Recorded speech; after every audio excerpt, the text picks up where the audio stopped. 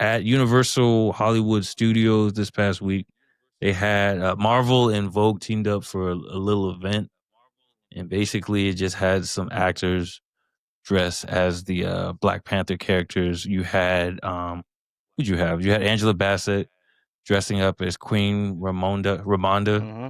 for as basically the queen in the movie, and then you had Dana Guerrera Okoye.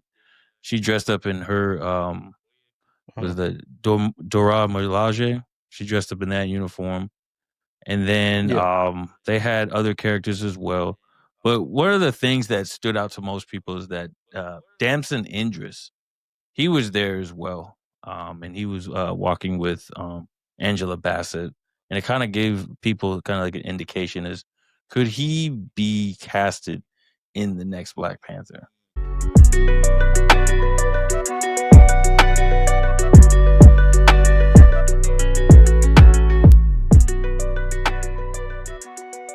The rumors have been going on for a couple of, I want to say a few months now, right? I think it started back in like June Yeah, that sometime people were back, talking yeah, about him being Black Panther. like earlier, and I Yeah.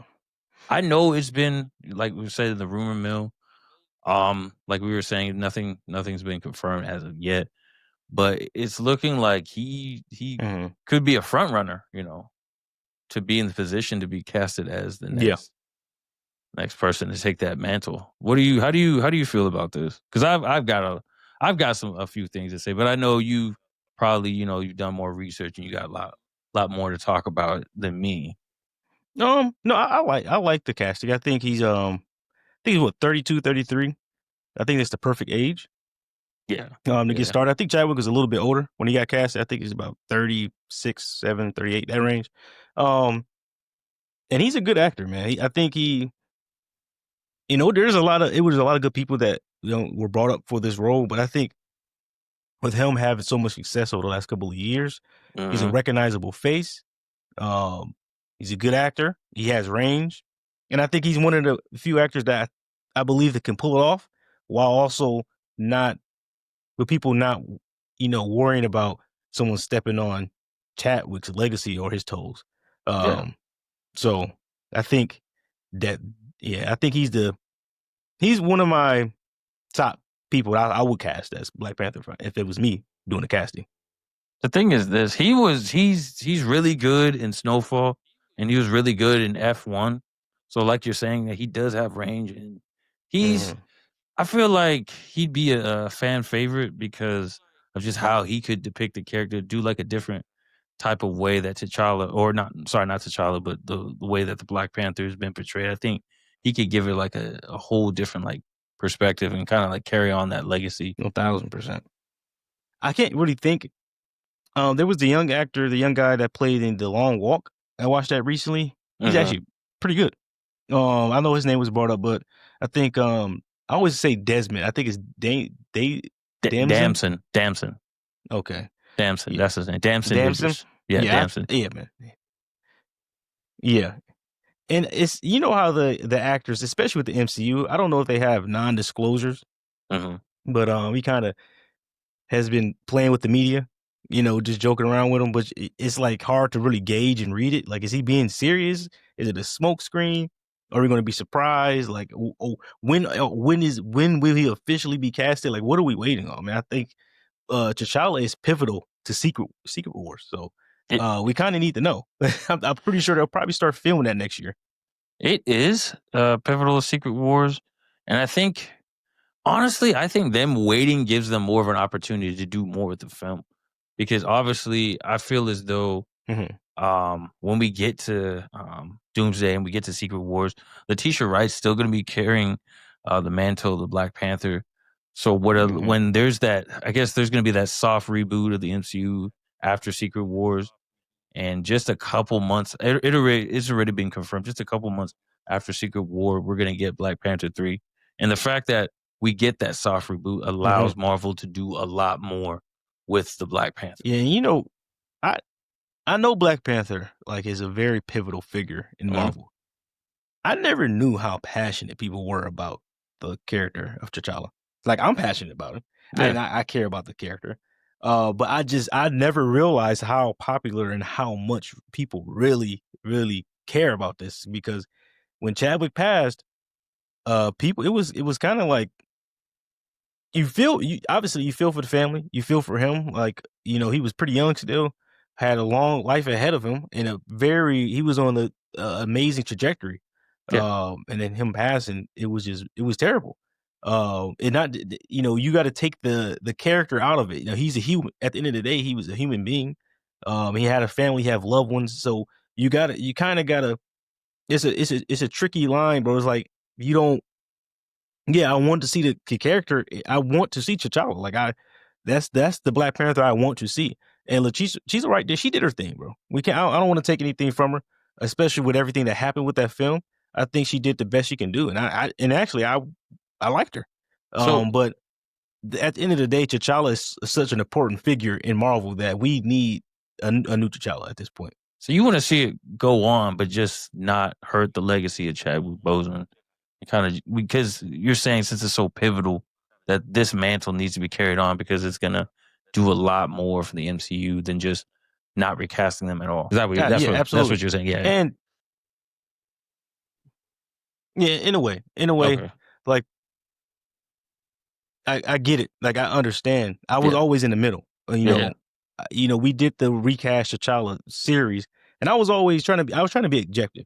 I was never trying to, some people were very passionate about he needs to be recasted. Some people was like, no, we got to respect his legacy. I always felt somewhere in the middle. Like I care about the character Black Panther, but I also understand why they wouldn't recast it right away or bring in a new T'Challa right away. But I think at this point, with everything that the MCU is going through, Uh-huh. and everything's about to reset anyway, and they have so many avenues to bring the character back to the MCU, they gotta take full advantage of it.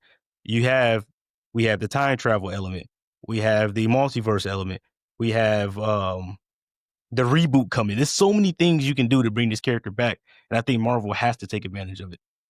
And I feel as though that's what they're gonna do at the end of Secret Wars when they do Black Panther 3. Like you said, they have like the variants. They could bring it back through like the time travel, and they could also. I feel as though that the next Black Panther is going to be more like a Earth based, because obviously in the past we've been getting all this multiversal planet traveling and universe traveling, all kinds of Mhm. different movies like that.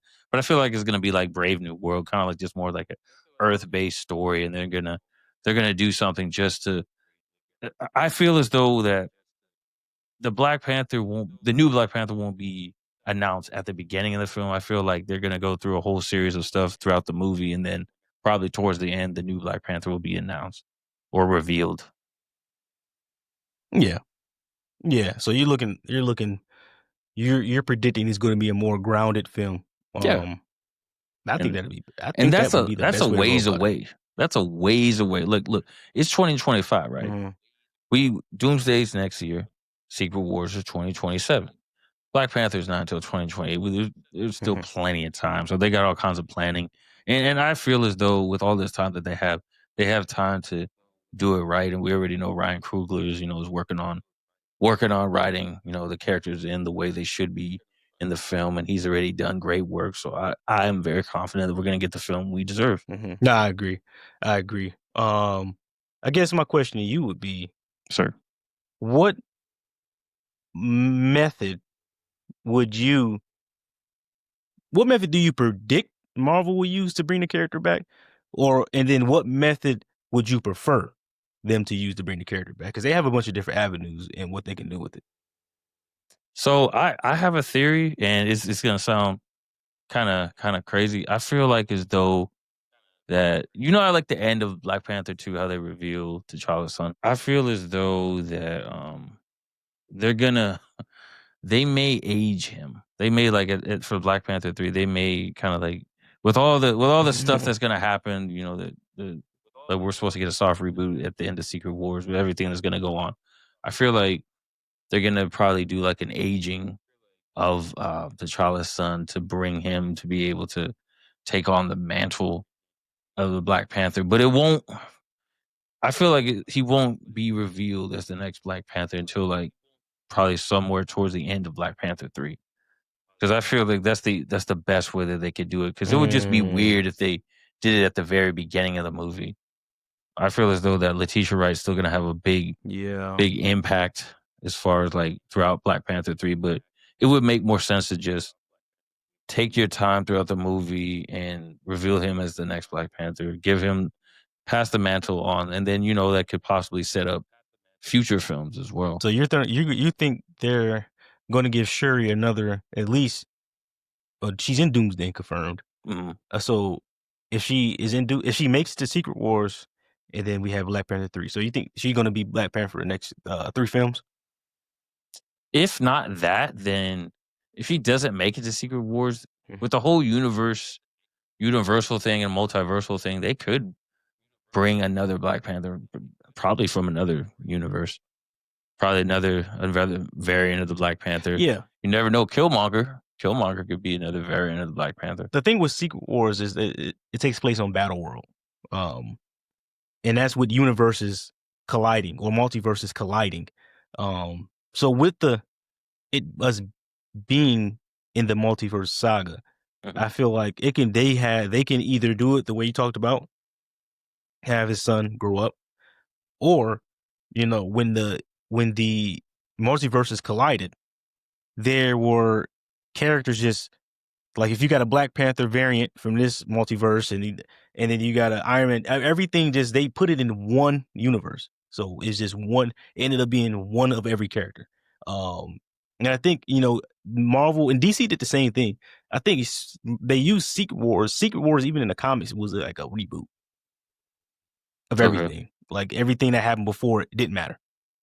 Yeah, so they can do that. Just have the new Black Panther just be a Black Panther, then and don't explain too much about it, or it just I guess like because they changed the way the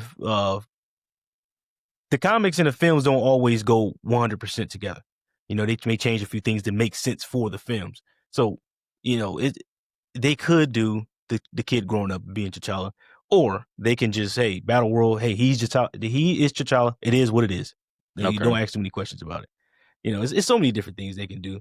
But I like to take a look at what some of the people online like to talk about, and this is a topic again that is very, very, very polarizing, and people are passionate about it. But I checked on Reddit, and someone made a post. It was a couple months ago, but I think it's still relevant. That they titled it "A Legacy Dies When It's Frozen." T'Challa deserves to return out of genuine respect for Chadwick Boseman. How do you feel about that? So is that essentially they're saying that he needs to be recasted? Like T'Challa needs to be recasted, and if he's Yeah, not recasted, they then think they're just killing off the legacy altogether. That what that's saying. they're basically saying that to respect Chadwick, Okay. keep the character going because they feel like that's what Chadwick would have wanted. He wouldn't have wanted the character to die with him. Okay, but then why? I get that. I understand that. But why would Marvel decide to bring his son into it? Bring his son up at the end of the Black Panther 2. Exactly. Yeah. That's what I was kind of like thinking. Like, what would be the Oh point of yeah. that? Yeah. No, I think you know what? A lot of film, like creators, directors, writers, producers, the whole 9 yards. Uh-huh. They like to have options and open endings and give themselves a way out or in. So I think that they brought his son there. That can be one option, depending on how Doomsday goes, depending on how Secret War goes, depending on who we cast as the next T'Challa. Or so they gave themselves that. They have the multiverse. That's an option. Hey, we can bring them here from there.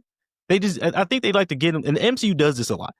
They don't like to have definitive endings, or they they like to keep their options open and give them multiple ways to maneuver through the storytelling.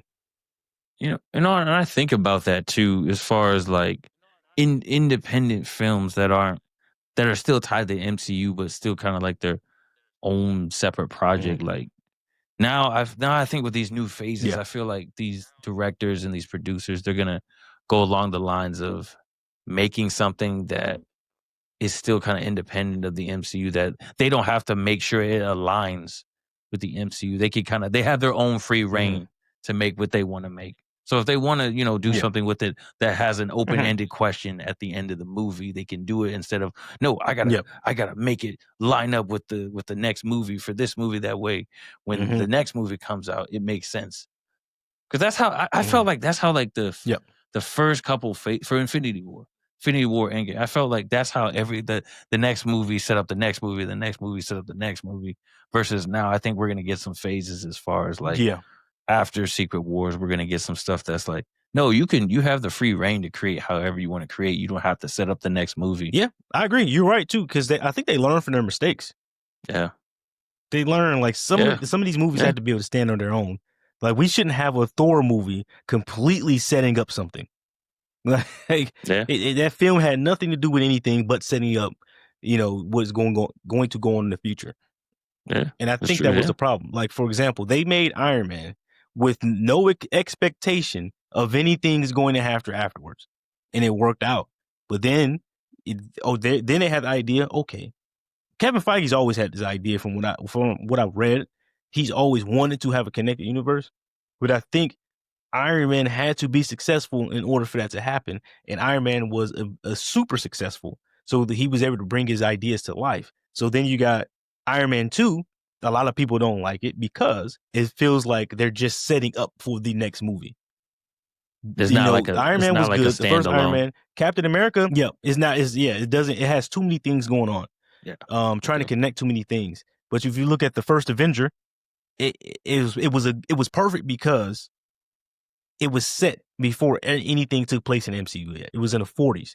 So Yeah. that's why that movie stood on its own and didn't have to do any real setup until the very end of the movie. So nothing, even though they had little Easter eggs and gems throughout the film that, as somebody, you going back and watching it, oh, this is what they were doing. At the time, we weren't thinking like that. And I Because we think the didn't first know. Thor was the same thing. I think it was appreciated. Yeah, we didn't know anything about what was going on. I had no idea that the Avengers was happening until it basically you start seeing trailers. Um, but I think that what you were saying before, to your point, I think Marvel learned from their mistakes. We don't have to try to everything in this film does not have to set up another film. You 'Cause can have this film be its own story. You can throw little Easter eggs in there and little hints in there without it overtaking the main point of the story. you have too much risk of failure. Because look at this. Look at, like you said, they learn from their Mhm. mistakes. Look at Eternals, and then look what happened with Quantum Mania because of outside stuff. But look at like I said, look at the Mhm. movies like Eternals. What purpose did that serve? And what was that going to set up anyway? So they learned from that mistake, and then Quantum Mania, the whole thing. I mean, obviously, we can't predict what will happen in the future, and outside things that would happen. But that wasn't a failure, but it's still, I feel like it didn't really set up much that it's gonna have now. So now they have to go a completely different route. Like you said, Marvel learned from their mistakes. Because now you have to have these standalones that with stuff that doesn't necessarily set up the next movie. That way, if something doesn't particularly work out, you could still move forward with your next phase. Yep. 1,000%. And I have no issues with it connecting. It is a cinematic universe, so I have no issue with it. But Yeah. you have to make sure that you're telling a good story first. You're focusing on the characters in the movie first. You know, the best movies in the MCU were the movies that could stand alone on its own. A perfect example, Captain America: The Winter Soldier. That movie sits on its own perfectly, but it also sets up a lot of different things. But that wasn't the focus of the movie. Yeah. The focus of the movie was Steve and Bucky. It set up a bunch of different things. Taking down Shield was huge. Like that was a huge Hydra Shield, whatever you want to call it. That was a huge plot point going forward in the MCU. But the main thing of the story was Steve and Bucky. Yeah. But then you got Iron Man 2 trying to set up too many different things, and that's why that film, even though I'm a fanboy, so I like every MCU thing. I mean, give or take a few things, but that's why that movie kind of didn't hit the same as the first Iron Man. And even Iron Man 3 did a lot of, I don't know if I would say setup, but I guess the impact of the Avengers really impacted Tony in that film. But Yeah. yeah, man, I I think Marvel should just stick to making good movies, bro. I feel like Iron Man 1 and Iron Man 3 were, like, the only 2 that really didn't set up too much. Like, Iron Man 3 definitely didn't set up anything. I feel like that was if anything Mm, I feel like Iron Man 3 was just ending a loop. It was just kinda like ending a story and kinda, like, helping to yeah. start, like, a next chapter, Mhm, if you will.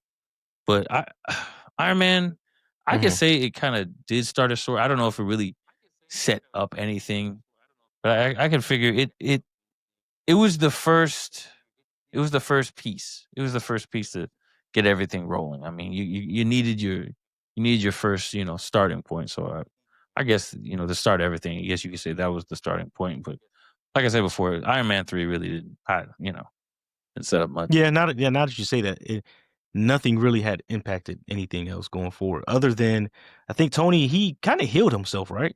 He didn't need the arc reactor anymore to live, if that makes Yeah. sense. I think that happened. Am I tripping? I Yeah, I haven't seen think the at movie in the a long end he time. gets like the surgery to, fix it, fix him not having the arc reactor in his body.